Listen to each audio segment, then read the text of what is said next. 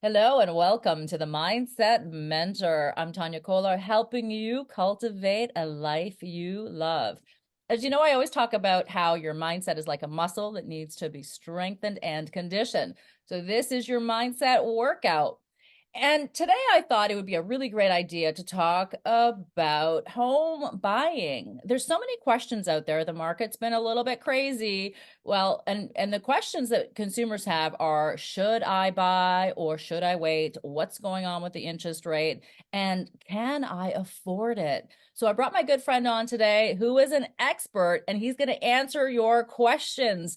Lorne Andrews joining me today. Thank you so much, Lorne, for being here. Lorne is a principal broker at Dominion Lending Centers, financial experts in Canada. I may have got that wrong, but he's going to tell you exactly what he does.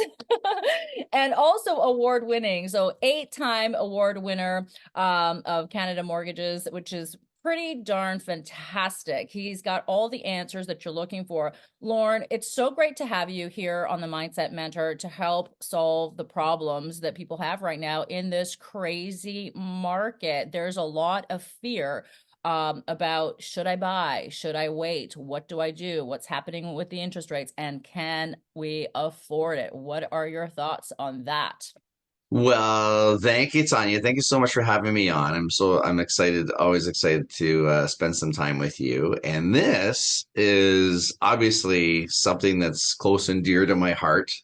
Um, because at the end of, for what I do, my joy is brought when I have, buyers send me pictures of holding the keys in front of their homes and everything else. And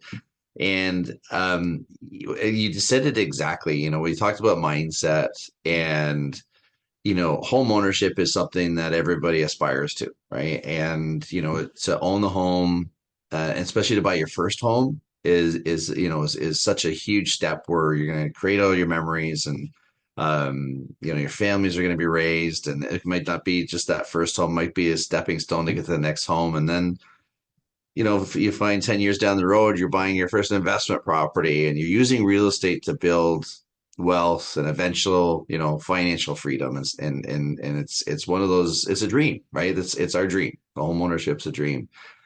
Yeah. And and I think what you were talking, you mentioned, when do you buy? When is a good time to buy? And I think we hear a lot of stuff in the news, right? And we hear doom and gloom with, where interest rates are and how tough it is and everything else. And it is tougher, for sure. It is tougher. But what I then find, and especially when I'm making my connections, people are asking me, is now a good time to buy? Just as you asked, and the answer to that is maybe, right? Because it's really, I always say the best time to buy is when you're ready to buy. Okay. You can't really time the market. You can't really say, I'm going to wait till it hits the absolute bottom. I'm going to wait till interest rates go down again. I'm going to wait till you could be waiting forever. And by the time you're ready to do something, now you're almost too late. Now you're being priced out of the market again. Things are starting to go up, and whatnot. So, and the other thing I'm finding too, when buyers are connecting to us, your Scotiabank has this whole saying, you're closer than you think. They used to see in their commercials, and oh my God, it's amazing when you talk to somebody and all of a sudden they're struggling with down payment, or there's other things that's just holding them back, and then you can provide different Mhm. type of solutions that they realize, I don't have to wait 5 years. I can now, I can do this in 1 year. I can do it in 6 months. Strategies, how to get into a home. I think it is tough out there, and you hear there's a lot of noise, Tanya. Like you hear it all the time, right?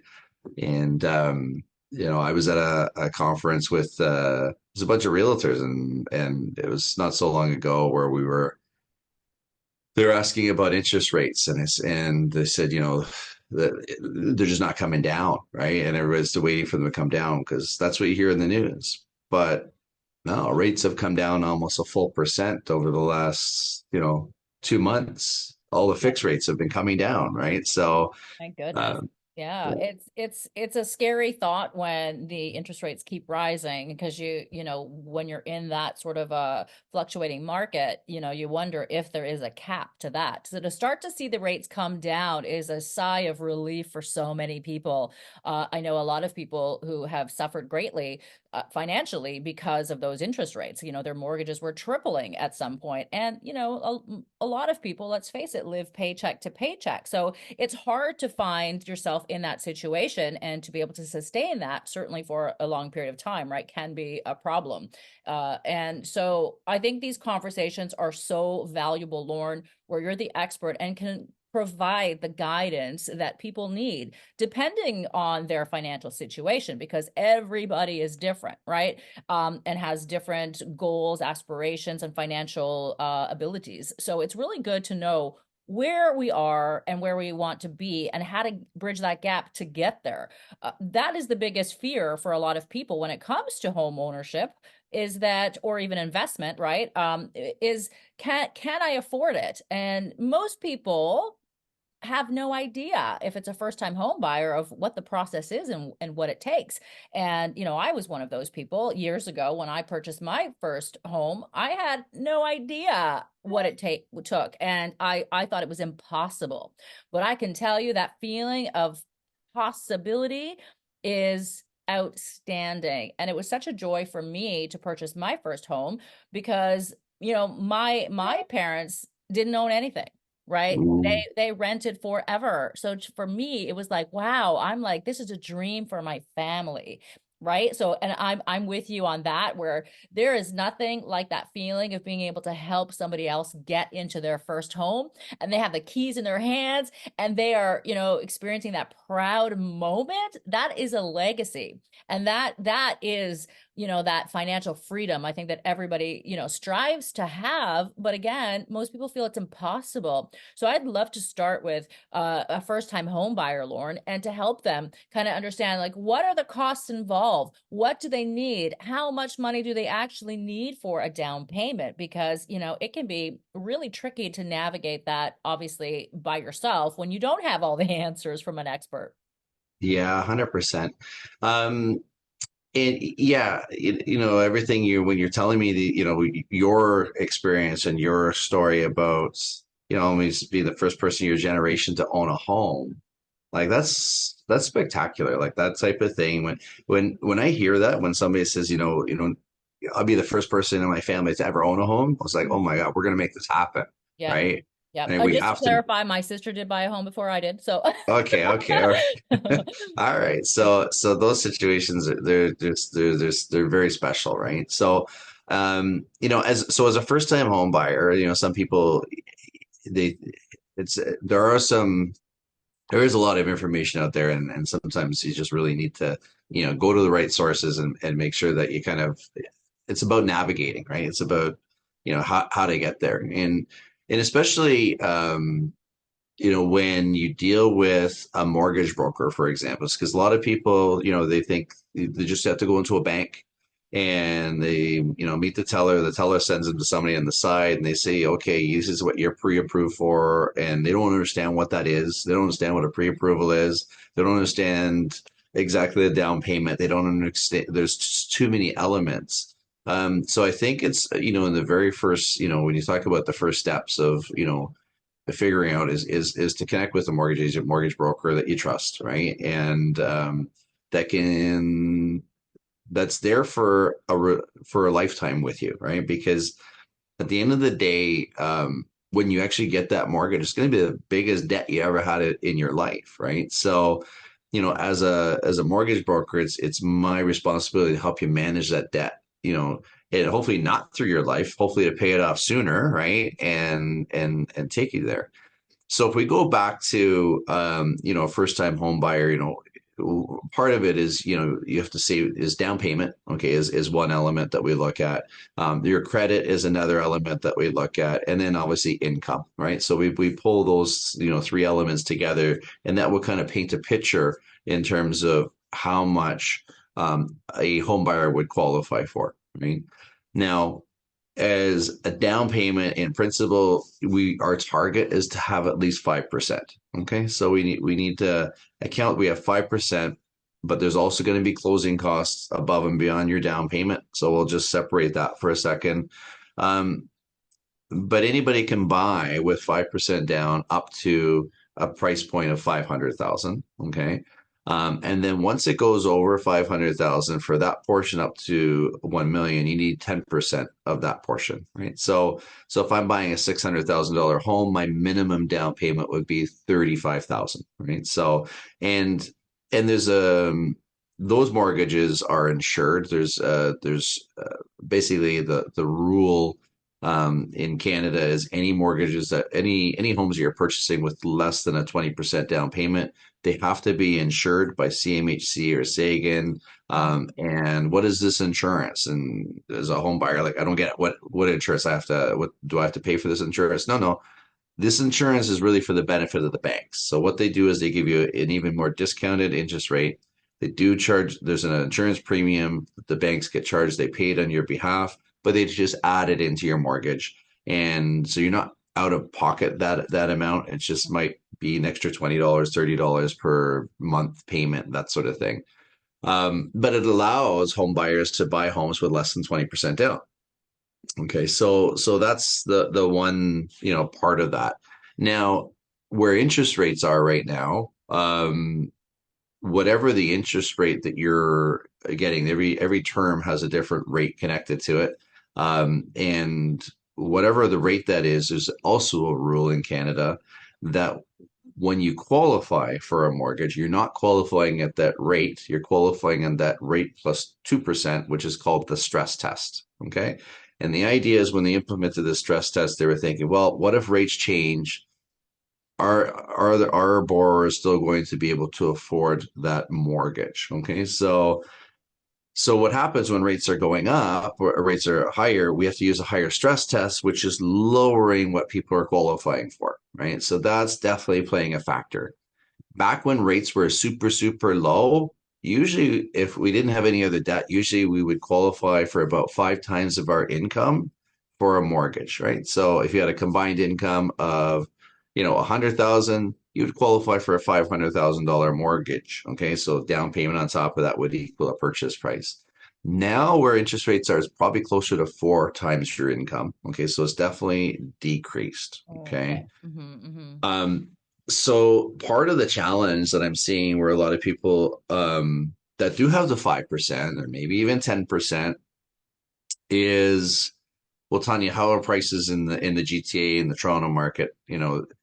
We see where prices have been going, right? And they've been Oh, it's going up. They did skyrocketed. adjust, like they came down from where they were in 2021. They did do an adjustment, but if you watch the news and listen to the stats, they're still going up month to month. So there's still an increase.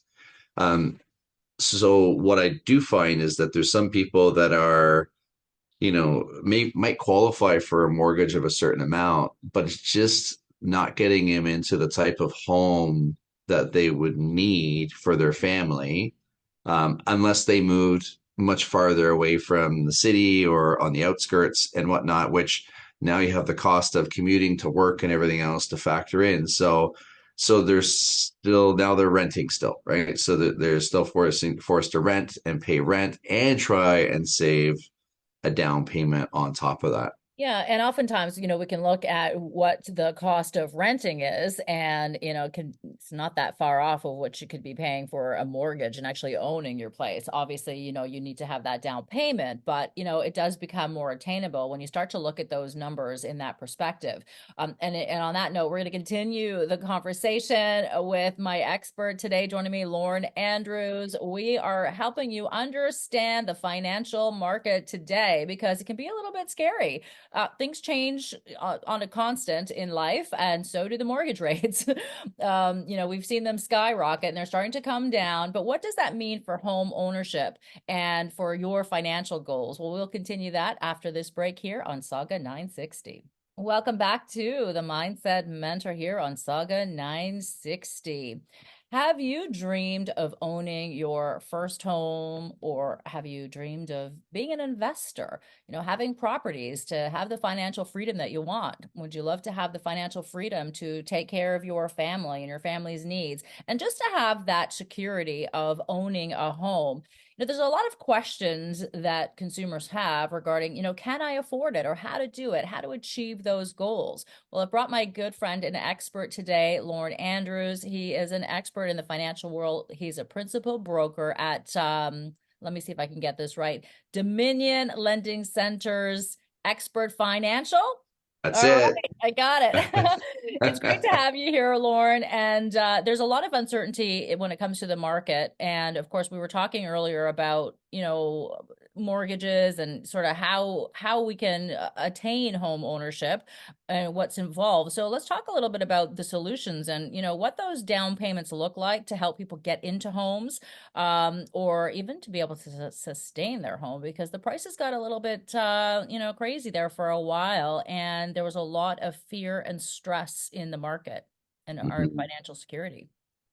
Yeah, for sure. I think that you know, I think part of where we were coming from, okay, back in the COVID days when interest rates were, 2.5 or 3%, we got into this.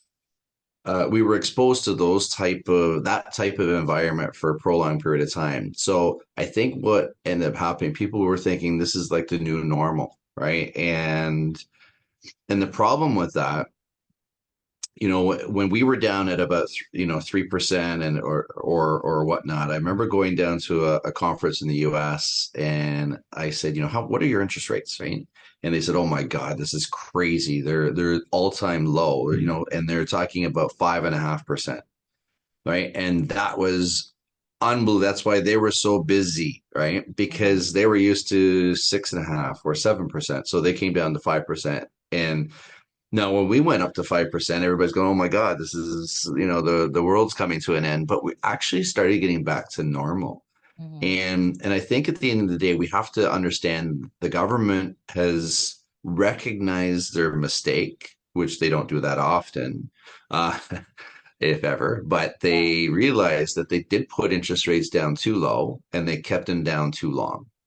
And so if anybody is out there thinking, I'm going to buy, but I'm going to wait till these rates come back down to where they were before, they will never, ever, ever come down to where they were before. So we have to realize that's the new reality.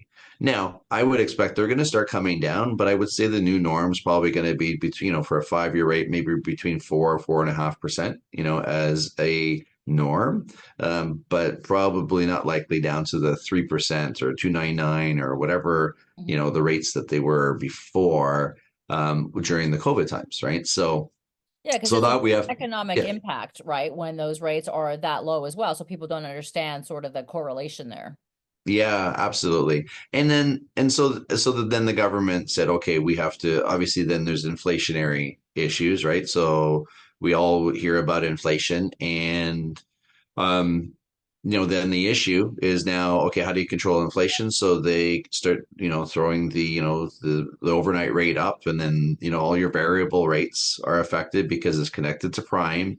Anybody that was on a fixed rate is not affected until the renewals. Probably over 60% of mortgages are coming due over the next, 24 months, I would say. And there's going to be like a sticker shock there because if I did have a mortgage at 1.99 and now it's renewing at 4.99, um it's going to have an impact on in terms of what your month to month payments are, right? So Mm.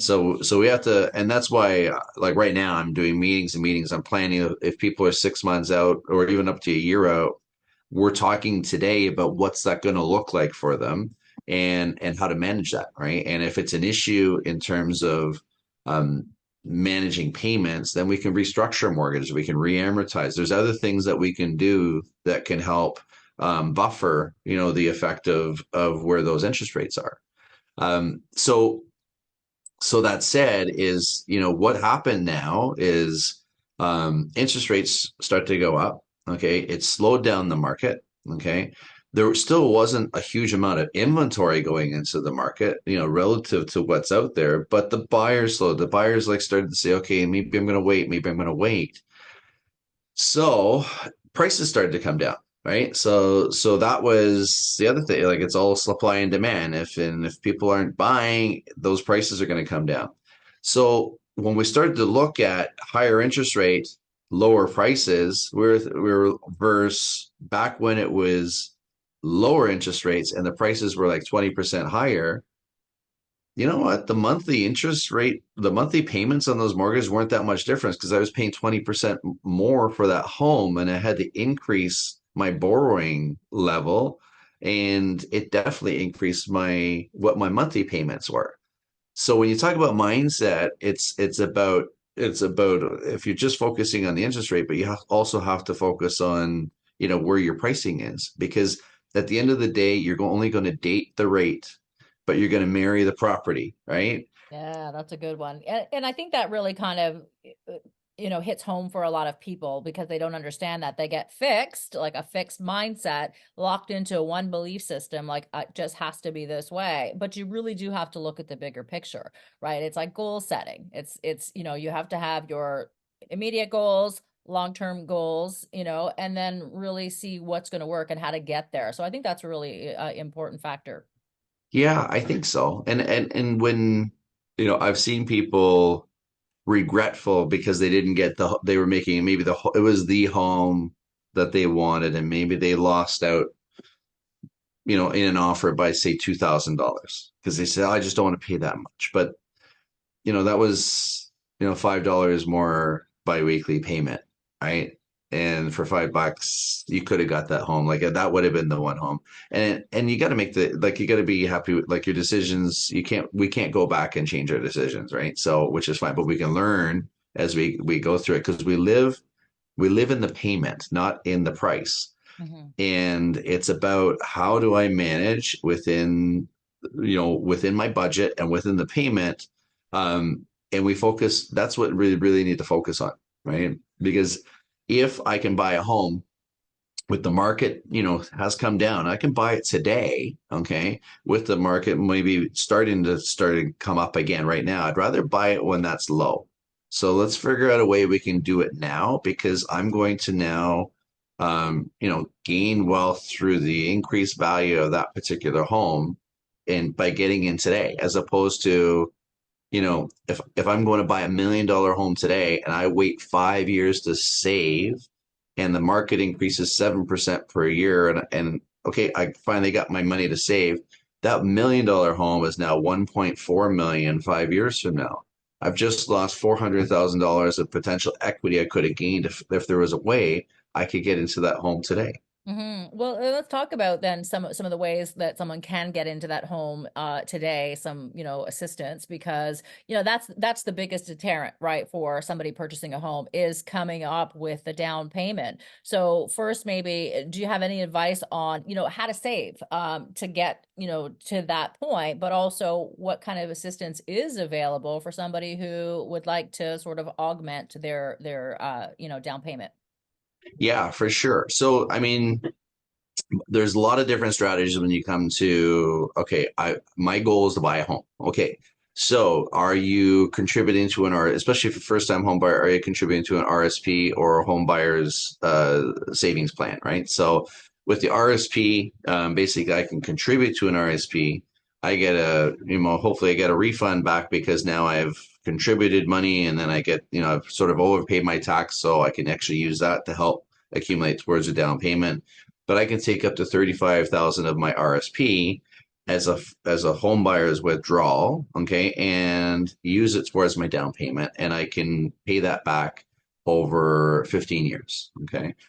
Then there's now the home buyer's plan, which is basically a bank account that gets opened when I can contribute up to $8,000 per year, okay, and that gets deducted from my income. But the difference with that is I don't have to pay that one back when I buy a home. Okay, so and I can accumulate that over 15 years. So there's vehicles that you can use in savings along the way to kind of help augment and save it if you're a first time home buyer, right? So Hmm. and and when I say first time home buyers, if you owned a home, could you before in the past, could you use one of those programs? As long as you haven't owned a home in 5 years, yeah, you can do your RSP again and everything else. So that's kind Excellent. of the Yeah. criteria. Yeah, see, that's very valuable because a lot of people don't realize that. You think, okay, first time home buyer, but maybe it's been, 10, 20 years and you have to sell your home and then now you're in that situation again. So that resource is available to you, tap into your RSP, tap into the home buyer program, and just, kind of have a conversation. So I'd love to just clarify for people exactly what it is that you do as a mortgage broker, because you've got your bank, you have mortgage brokers, and where do you go? What is a mortgage broker, Lorne? You know what? That's an excellent question because and we sort of touched upon that about people just walking into a bank and the bank saying, here's what you do.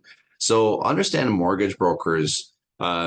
We basically have access to almost all the lenders out there. Okay, whether it's a BMO, whether it's a Scotiabank, whether it's a credit union, whether it's there's lenders which are called monoline lenders. They just do lending. They just do mortgages. They don't have mutual funds and selling everything else. And then there's a lot of the banks that actually get these monolines that do all their mortgages for them, right? So there's a lot of options out there. Now, what happens is people come to us that are just different shapes, right? In terms of where their money is coming from. Are they self-employed? Are they getting paid cash? Are they commissioned? Are they salaried? Are they on contract? And you could walk into a bank and they would say, okay, you know what? Sorry, you know what? We can't help you because of this reason. Okay. And then you'd say, oh, geez, I can't get a mortgage. But every lender has different policies. Every lender it will take different shapes. So when you go to a mortgage broker, our role is to, figure out, where you're best suited, where we can actually help you get the financing and get the financing through there. Now, people ask, it's funny because Bank of Montreal just came back into the broker channel, and they were in the broker channel a decade ago, right?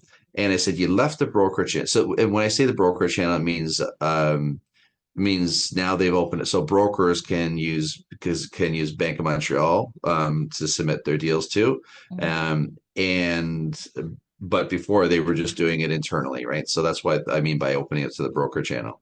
So I asked them. So again, they said, yeah. I said, you left over a decade ago. What made you come back? He said, when we left a decade ago, probably 20% of people were using mortgage brokers. Now in Canada, it's close to 60% of people, and it's growing, are using mortgage brokers. So why are people using mortgage brokers? And the reason is because it doesn't cost you anything to use a mortgage broker, right? A mortgage broker, when they get paid when they get your mortgage done with the lender, and the lender pays them their commission, right? Mm. And the cool thing about it is our commission is never based on rate. Okay. So people say, oh, I'll get a better rate. Or if I lock in now, like for example, I just have somebody, they're closing their mortgage on Monday. They came to me 90 days ago, and I keep calling them saying, I just decreased your rate again. I just decreased your rate again. I just decreased. And they're like, this is amazing. This is amazing. This is amazing. Because I want to get you the best rate I can possibly get. I want to save you the most money because, again, it's about the relationship.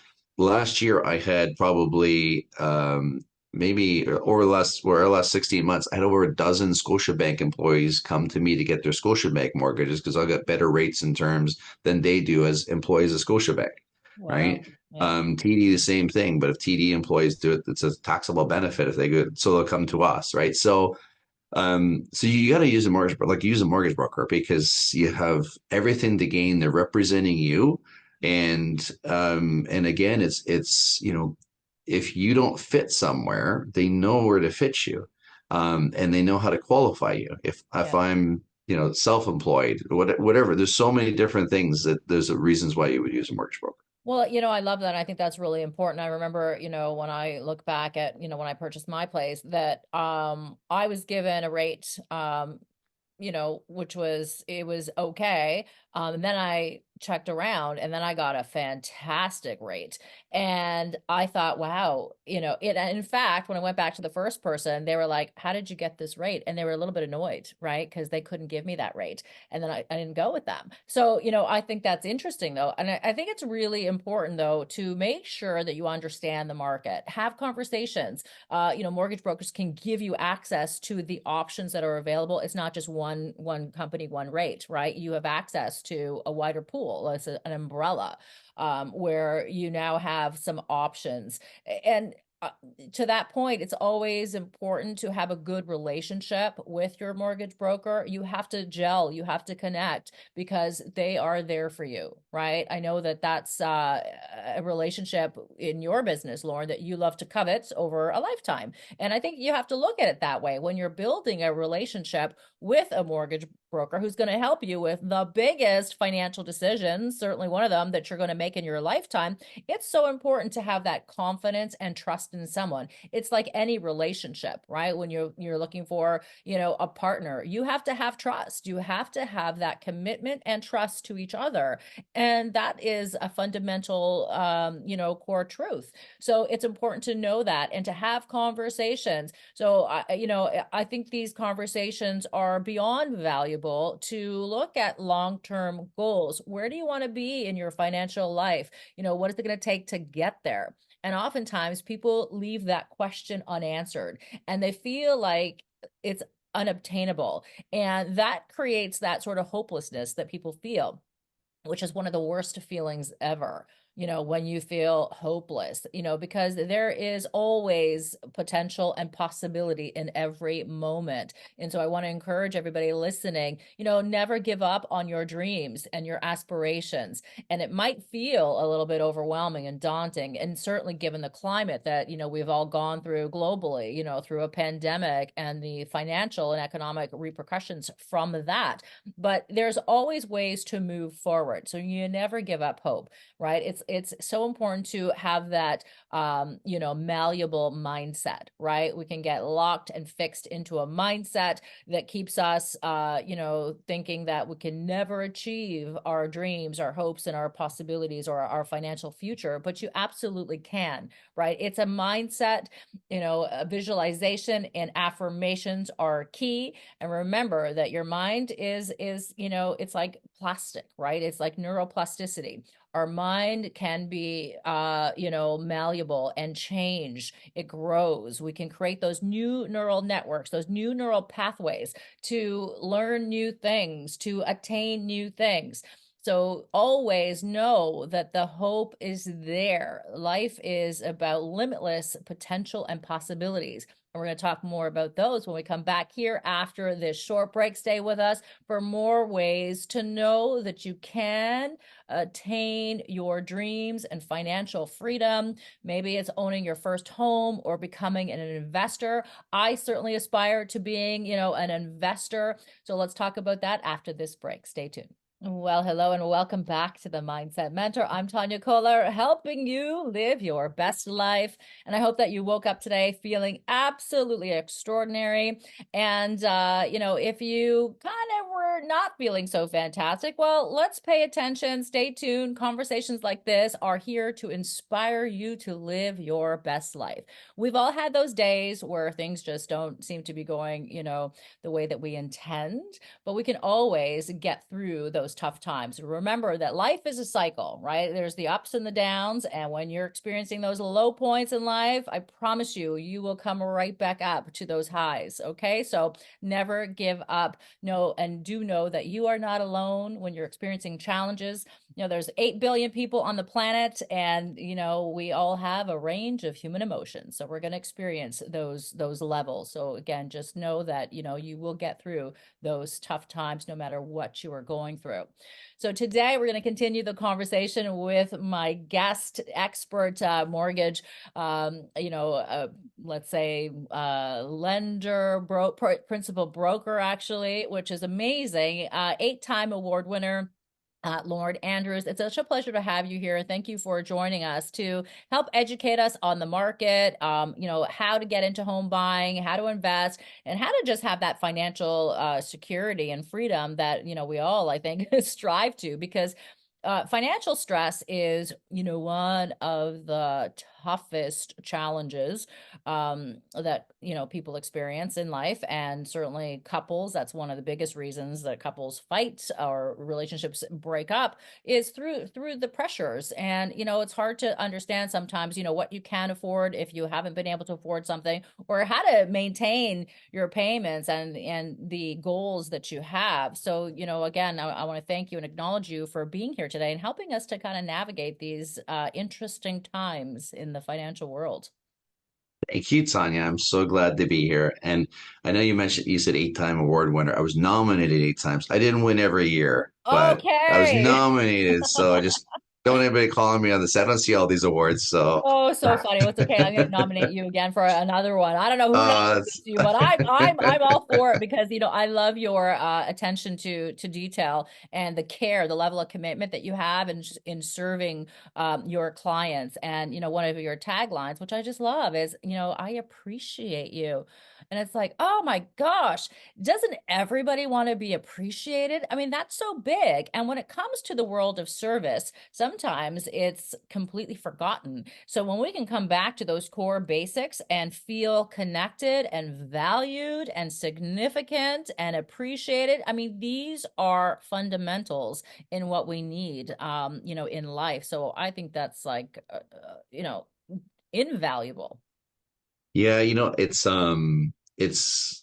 because a lot of times I don't have a long time. I haven't known a lot of people that come into my world, and to be able to establish a relationship and the trust they have in me and we trust they have in each other to make sure we're going to get across the finish line. And not just that, we're going to take it, to the next level and help them with their financial freedom. I think of the stories about the tears sometimes you get on the other line when you've rescued people that, I just had somebody that got into their home. They went to 12 other mortgage brokers and they all said no to her. And I was like, I don't understand. Right. So, connecting with somebody that you can actually, that's know they're gonna like. I do appreciate. I'm grateful for the opportunity to be able to help people for such an important part of their lives, right? In transitioning into home ownership. I do appreciate it. I appreciate everybody. I appreciate you, Tanya. Aw, thank you. Well, we certainly appreciate you and having this conversation. We talked a little bit, or quite a bit about, home ownership and down payment. And I know that you have a program that can help people to get into homes, at 5% down payment, but also be able to qualify for a home that would be maybe a little bit more than they anticipated. So let's talk about that, because, not only do people struggle to get the down payment, but they have really luxurious taste sometimes on what they can afford, and what they want to have are not quite the same. Yeah, 100%. I think this has been one of those game-changing, I think, programs that have is, came. So obviously, the Office of Superintendent of all the financial institutions, um, they regulate everything. And over a year ago, they came up with some new allowances in terms of how home buyers can buy homes, and it opened the door. What some people will call it co-ownership financing, or shared equity financing, but it's basically what it is. It's more of a down payment assistance. Okay, because when you have um, a combined income and you have less than a 20% down payment, you're going to qualify for maybe 4 times your income. But as soon as you have a 20% down payment, things change, okay? Because it eliminates that insurance fees that we talked about. We can use 30-year amortizations and we get a whole 20% down payment. And if somebody, previously qualified for say 500,000, if they have a full 20% down payment, they would qualify for somewhere close to 700,000. So the program itself, by being able to give you a full 20% down payment is increasing your purchasing power by, sometimes more than 200,000 above of what you would normally qualify for. Mm, And basically, you can actually now, with this program, you can buy up to $1.6 million with as little as 5% down. Okay. Which is amazing. And because I have a lot of people that can afford a mortgage that's for a home that's over $1 million, but they're waiting because, sorry, we never talked about what happens over $1 million. You need a 20% down payment. That's the rule. So you have to have a 20% down payment. So what's preventing those families from getting the home is because they're trying to save this 20% down payment. They mhm. don't have access to, bank of mom and dad or other Yeah. other ways they can get money to come in Yeah. from family. And if you looked at, like, 10 years ago, different home prices. So now it's not uncommon that home prices are over 1 million for what people need. Yeah, 100%. I'll give you an example. So I had one family that they were renting. Okay, they had three kids and they were in a certain area. I think it was in Richmond Hill area. And they were paying somewhere about 35 or $3,700 a month in rent for the home that they were renting in. They wanted to buy a home. They had great income. They had $100,000 saved, which is a great savings. Okay. Now, they could not. So because they had three kids, they had to find a four-bedroom home, and they had to stay in that area. And they didn't have access to any other monies that they can get anywhere else. So they ended up, if they tried to save the extra, maybe, let's even if they were buying $1 million property, if they tried to save another 100,000, if they doubled their savings every month, their 3,500 to 7,000, it still would have took them over 5 years to do that. So now that $1 million home is 1.4 million. Now that's what they're buying, right? They're able to use this program and qualify for 1 million. They bought the home that they're looking at now is like 1,170,000 because they can buy now with as little as 5% down payment using this particular program. Okay. And you can actually buy up to 2.5 million with this price point with this program. You need more of a down payment once you get past the 1.6 million. Mhm. But what is done is it's now changed. It's given opportunity to get into a home today, right? By using this down payment assistance program and having a full 20% down payment. Now, so what does it mean? So is it because everybody's okay, sounds so good. What's the catch? Is there a catch? What's going on? Is there a loan that I have to pay? So the way it works, it's called a shared equity financing program, right? And it's an amazing company called Arboro that does this. And basically, what they do is they'll take an equity position in the home. So when you sell it down the road, you'll pay them that portion of that equity portion back. Okay. So what it does for you as a homeowner, and the idea for here is if I can get into a home today, right? So Tanya, let's say I have $50,000 for my down payment, right? And let's put it this way: if I took $50,000 and I put it into like a GIC or an investment fund that earned 10%, I would have 5,000 in 1 year from that 50,000, right? But if I took 50,000 and bought $1 million property and my equity split was 25%, I would make 25,000 on my 50,000 in 1 year because I'm making from my investment, I'm earning on the entire value of that home. And that's why we try and tell, people are trying to get into real estate because they build wealth through the values of the homes increasing. So the idea for a family that can use this program is to say, okay, if I can get into a home right now using this program, maybe stay in that home for 4 or 5 or 6 years, then sell the home, pay out the equity split that we were paying the other individual or Arboro that contributed. But now I have a whole chunk of money I can now go towards my down payment of my next home. Mhm. So what it's done is now, and also it's eliminated those rent payments because me as a homeowner, any of my principal payments or all my principal payments, I can start accumulating net worth by owning real estate today, right? So it's giving an opportunity for people to get into a home today. People that might have been priced out of the market or sitting on the sidelines, like we're getting calls every day now saying, I heard you talk about this program. How does it work? How would I qualify? And what would it mean when I exit, right? So we have the whole map and say, okay, is this the right program for you? And Yeah, if you and it's not the right program for everyone, but there's certainly, a ton of people who fit into the program and it can be sort of tweaked in a way that makes sense for their situation. So if anyone, Lorne, is interested in learning more about this down payment assistance program, how can they get in touch with you to learn more? Yeah, so they can this bunch they can either email me, call me, or my website is optimalfinance.ca. Okay, so that's probably one place they can go to. And I don't know if in the bio or anything else we can put the phone other contact numbers, but you let me know how they can reach out. Mm-hmm. Um, yeah, like if we can help more people get into homes, and especially like programs like this is, you know, I'll get about 10 applications that will come in for this particular program.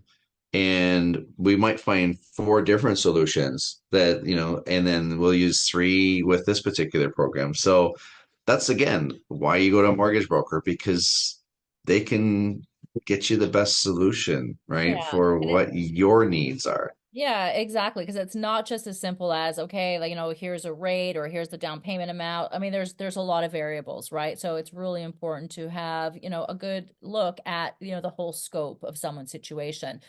So I love that. And unfortunately, we are out of time. Lauren, it's been a pleasure having you here on the Mindset Mentor, helping us to alleviate, I think, take some of the pressure off that heaviness of financial stress or even just financial doubt, which creates a lot of fear and uncertainty. And that's never a great place to sit. So I want to acknowledge you for doing the work that you do and helping to make people's dreams come true and to, give them that, the hope and the future that they deserve.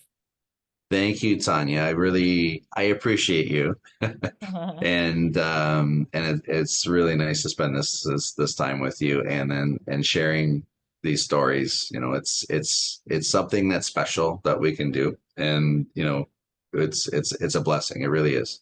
Oh, I love that. And everyone listening, we certainly appreciate you and we thank you for tuning in and make sure that you continue to work out your mindset. Your mindset is like a muscle, right? It needs to be strengthened and conditioned. We go to the gym and we know that we see the results when we strengthen and tone our muscles. Well, that is what we're doing with your mindset. So continue having an outstanding day, and I look forward to chatting with you guys next Thursdays here on Sauga 960 at 3 p.m.